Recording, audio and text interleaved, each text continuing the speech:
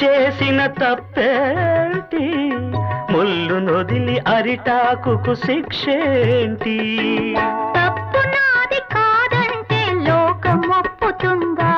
నిప్పులాంటి సీతనైన తప్పు చెప్పకుండా అది కథే కదా